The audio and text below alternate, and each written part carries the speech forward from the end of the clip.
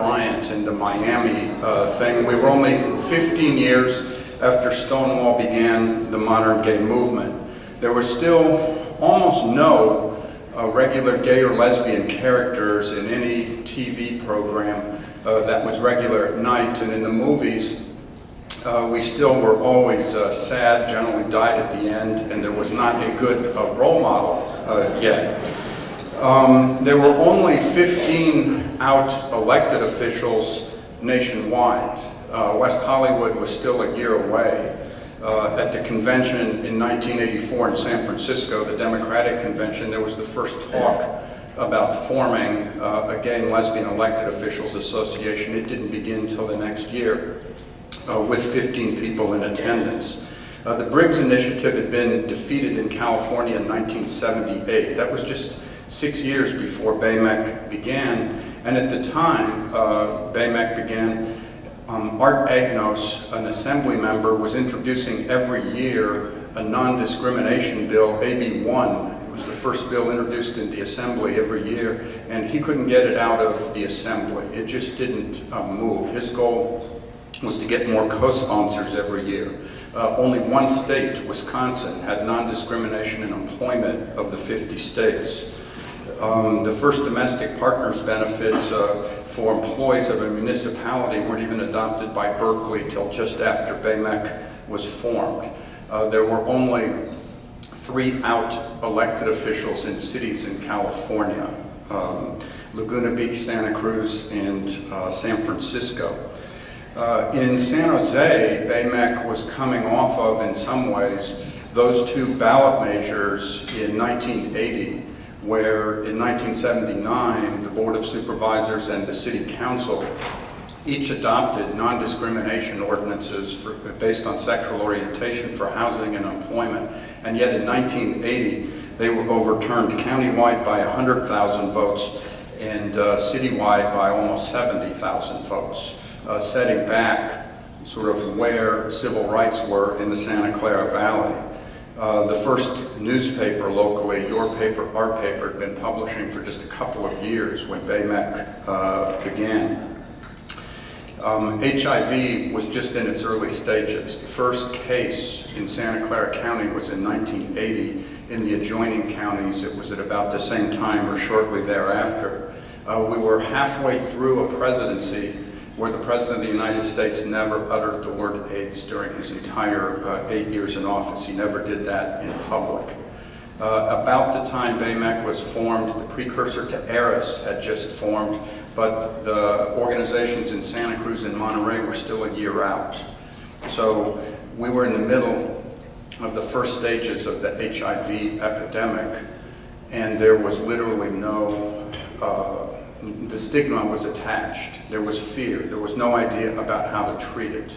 And it was perceived to be a gay disease. And it added to the challenge for people in the political arena.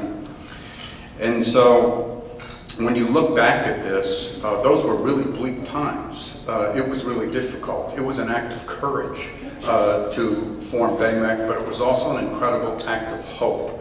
It was that things would get better, that we could make them better, that actually what we have now with the number of elected officials in the room, almost 300 out elected officials in the country, it's now finally even legal to be gay in every state of the union. That was sort of a tribute to the fact that people had a vision 20 years ago in forming BAMEC, and that Ken and Wiggsy were right at the heart of it, rising to that challenge, pulling it together. And if you look at what happened, whether it was training, awareness training for police departments, the fact that there were lots of local ordinances that did come, the fact that there were local elected officials that endorsed gay rights and acted on it once they were elected. We had these breakfasts in the first year or two with elected officials to meet with the BAMEC board and bring them up to speed. It was Ken and Wiggsy's vision that brought many people together in those times, gave them hope, and brought it where it is now. And I have to say, we're not done yet, and hopefully Ken is not done yet, and I will either see him as a colleague or in county office sometime in the near future. And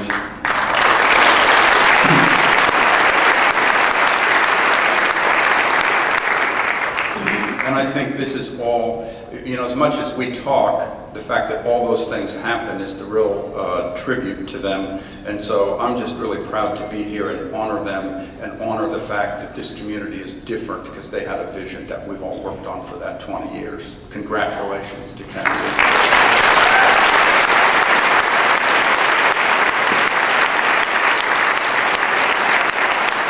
Ladies and gentlemen, Jean McCorkadale.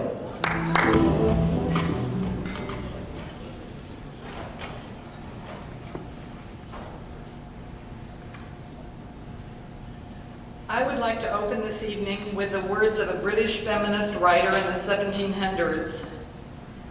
Friendship is a serious affection, the most sublime of all affections, because it is founded on principle and cemented by time.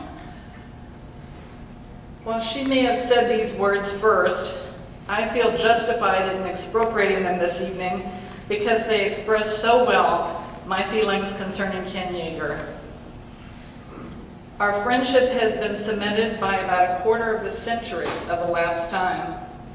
Ken and I met in 1980 when he was serving as an aide to then County Supervisor Susie Wilson. At the time, I was volunteering in the office of my husband, then County Supervisor Dan McCorkadale. Ken and another board aide started a book review group and invited me to participate. I never failed to be impressed with Ken's insights about what we had read. Each month, my admiration for Ken grew and our friendship blossomed. We learned that we could talk about virtually any topic whatsoever.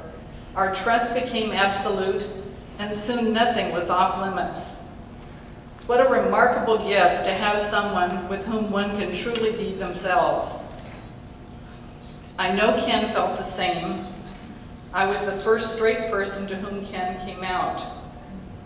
I have always held a private, prideful thought that perhaps my reaction, or more accurately, my lack of reaction, helped him to later make that announcement more publicly.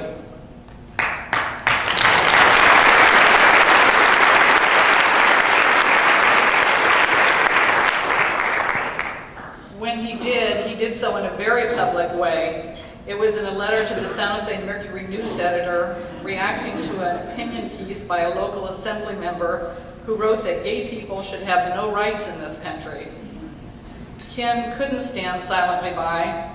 That wouldn't be consistent with Ken's character and his philosophy of life.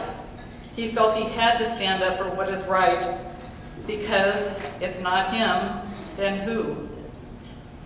One thing you might not know about Ken, especially those of you who only know him in his role as a council member, is that for many years Ken wanted to be a writer. He wrote many short stories and many poems, all of which are terrific and which I love very much. I was pleased when, many years later, he mentioned me in the acknowledgments in his wonderful book, Trailblazers: Profiles of America's Gay and Lesbian Elected Officials. As the years passed, our friendship has remained steadfast and has survived disruptions based on time and distance. Ken spent a year as Congressman Edwards' press secretary in Washington, D.C. And of course, upon his return, he spent a few years quite consumed with studies as he completed his 2 master's degrees and his PhD from Stanford University. But we've always been able to pick up wherever we left off without missing a beat. Our friendship survived his smoking.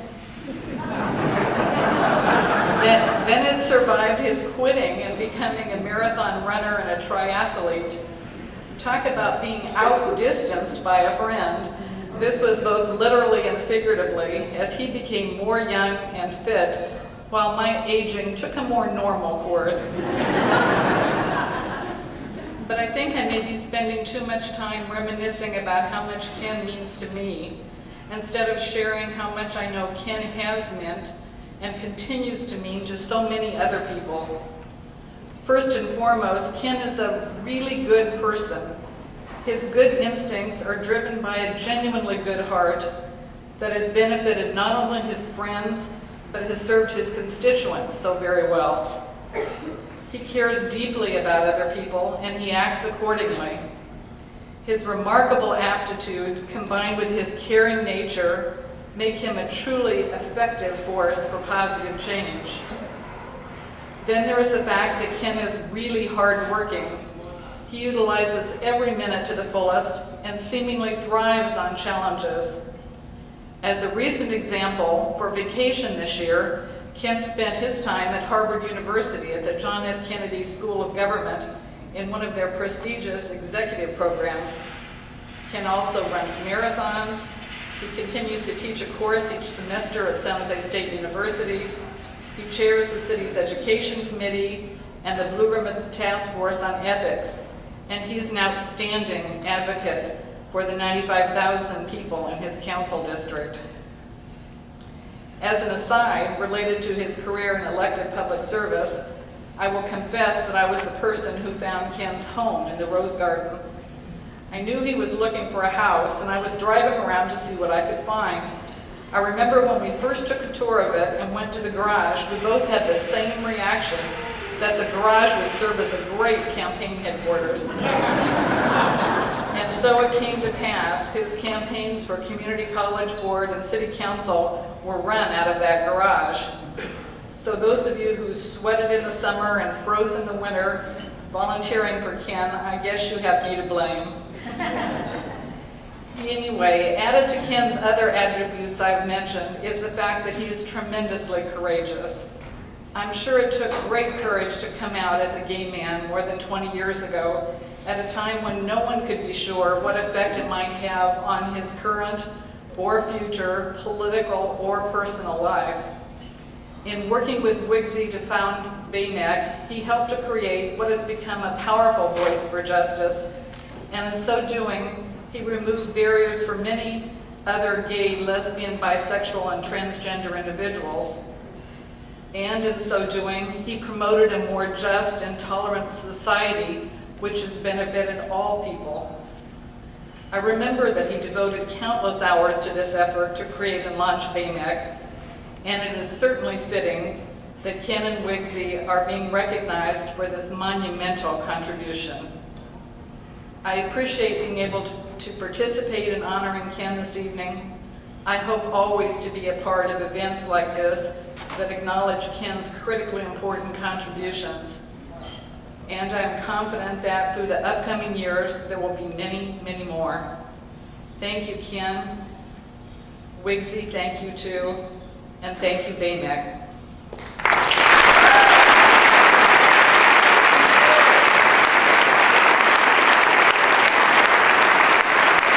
Ladies and gentlemen, Rick Crossetti.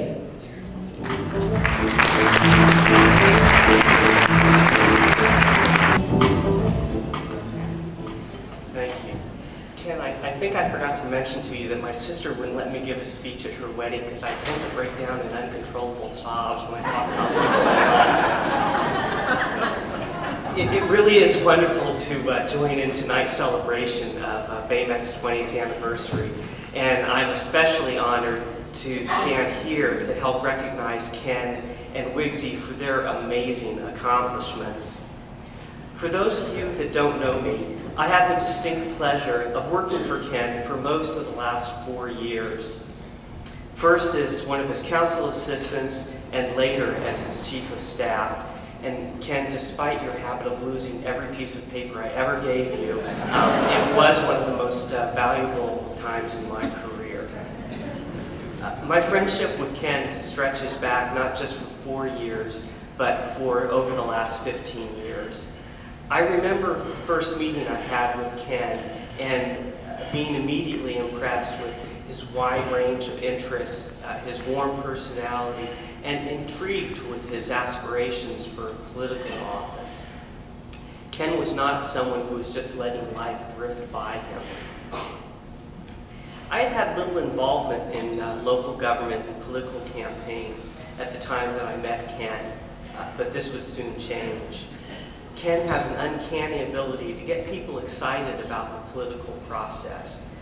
The better acquainted I became with Ken, the more I truly believe that he had a great contribution to make and that I could help. As a campaign worker in one of Ken's earlier campaigns, he taught me the immeasurable value of hand addressing thousands and thousands of envelopes for letters to be mailed to voters. Ken's predilection for good communication was clearly evident here. In September of 2000, when Ken was in the runoff for City Council, I left my job as a construction estimator to work full-time for this campaign. And she has been the voice of our crusade to have a respected place at the table of American life. I say that because when the angry majority rose up in their pompous, prescriptive, preposterous, and preemptive anger, in so many political battles that they just blur together, my Aunt Wigsy stood up right in the face of their hatred and ignorance and said, "We will be heard. We will be listened to. We will take our place at your table, and we will not retreat." And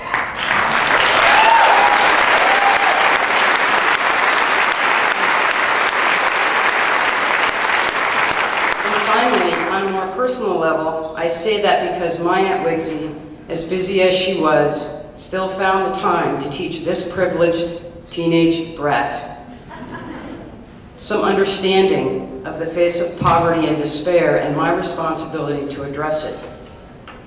Understanding that the voices of hatred and fear in this country must be answered by the choices of courage and hope. And understanding that each and every one of us has an obligation to give back something of true value and true meaning to our community. Aunt Wigsy did that for me, and she also did it for many, many of you. And what we should all be particularly grateful for are the gifts that she has given back to her community, this wonderful, diverse, sprawling, straight, gay, lesbian, bisexual, and transgender community. Those gifts are the things that she stood for and that she taught you and I to stand for. She stood for, no, she actually sort of demanded, that this community, and especially me, do our very best to be what we can be, that we allow no excuses, that we take no quarter, that we accept no secondary, subservient, or other demeaning position, that we never give up our principles to saccharine sop and cautious compromise, and that we face the world as who we are rather than what the world has labeled us. Yes. These gifts, her gifts, led many of us not only out of the closet, but many other places. The simplest place of our family living room with our life partners. The complicated places of the boardrooms of America, and positions of legislators, teachers, healers, and most importantly, passionate and contributing members of society. You, like I, faced a world which did not want to accept or acknowledge who or what we are. But as Wigsy has shown us, we can, and on her shoulders, we did demand that it does. That is to say that she is a great part of what made me what I am today, and a great part of my journey into the light. And she is a great part of many of who you are today. So I was asked to come here to pay tribute to my Aunt Wigsy, but at the end of the day, I'm afraid that I feel humbly inadequate to do so. I even asked Aunt Wigsy herself how she would like me to mark this moment in her life before this massive tribute of her friends. And she said, "Just say something, don't bawl, and then sit down quick." And I'm working really hard on the don't bawl part, so the sit down quick's not going so well. Perhaps this is because Wigsy, and I'm really important that you hear this, Wigsy truly does not know how much her friends, her family, and her community care and love her. Although she is one of the loudest and bravest voices among us, when the subject is her and her accomplishments, she falls strangely silent and, believe it or not, absolutely shy. It is right. And although I'm a lawyer, and I'm very used to facing and arguing with the best and brightest lawyers, and arguing the most silly and sophisticated points, I feel woefully inadequate to provide a closing argument worthy of this great woman, this powerful mentor, and this awesome friend, that she will actually hear, really hear, and take into her heart. So I'm going to ask you for your help. I need the help of the legions of people for whom she has stood and for whom she continues to stand today. And so as I talk about these different groups, I would like you to simply stand in silent tribute so that when we finish, she can look and she can actually feel you. First is the tremendous extended family that Wixie has chosen. I am her blood relative, but the truth is that Wixie's real family is her chosen family. You all know who you are. We who make up the fabric of her life and who love and care for her and are loved and cared for by her.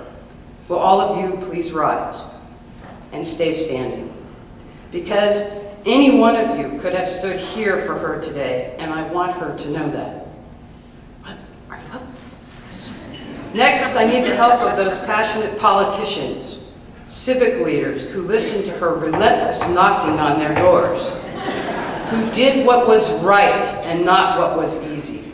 I need each of you politicians and civic leaders whom Wixie has touched to stand up for her today in honor of what she has stood for so many trying years.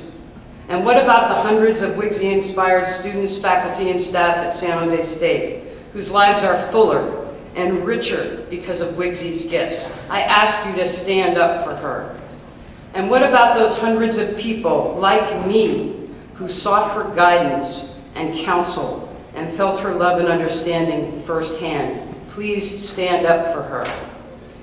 And now I need you, our wonderful gay, lesbian, bisexual, and transgender community, you who are so teeming with life and vibrancy, who now present a force in our society that we never dreamed of presenting 20 years ago, who now have rights we never dreamed of having, who have a sense of open pride that without her and people like Ken, we might not have realized, who now feel a sense of safety and security in a world that in her earlier days would have caused you to be always afraid and reviled. I ask you to stand up because now you can, to stand up for Wixie and to do so in tribute to the way that she stood up for you at great risk to herself at that time. And last but certainly not least, I need all of our wonderful heterosexual friends in whose world she intruded with our case and our cause to stand up in your honor. Are you already up? No. That's okay. If you stand up now, we'll still think you're straight. I know Wixie is so glad you are here because you are the living representation of what she has accomplished in helping the GLBT community to live openly and freely. In the communities where we live, in the offices, factories, and shops where we work, in the churches, synagogues, and mosques where we pray, and everywhere we live and grow in this great state of California. So please stand to do her this honor. And finally, if there is anyone left sitting, I ask that if your world has been positively changed by my Aunt Wixie, that you stand. Please stand so that this extraordinary woman can see your face and can feel this human tribute. Wixie, could you turn around?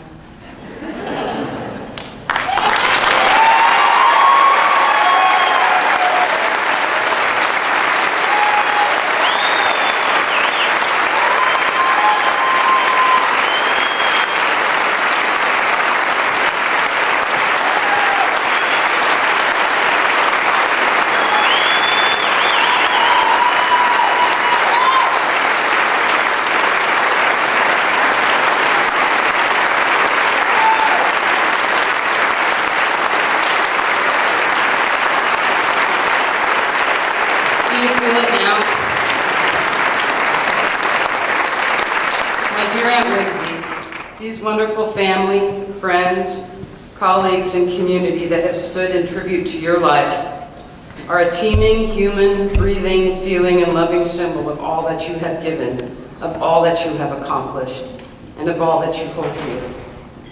Well, I am one of the people that you asked to stand for you tonight. I want you to know that any one of the people in this room would have stood for you.